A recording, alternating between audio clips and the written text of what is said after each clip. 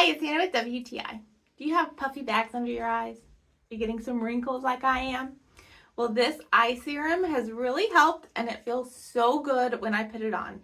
It is by 1HEROLABS, and it is a delight. The consistency is very creamy and very, very light. So when you put it on, you don't feel like you're adding heavy layers. It just blends really nicely into your skin and is absorbed very quickly.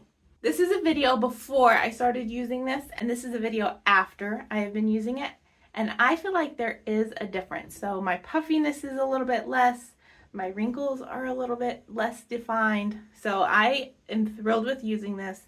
I put it on my eyes every night before bed, and the next morning, if I feel like I need a little extra oomph to my face, I add a little bit more in the morning.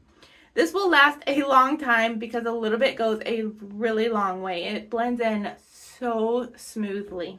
So if you're wanting to look a little younger, have those nice, perky, not saggy eyes, I highly recommend you try this. But that's just my point of view.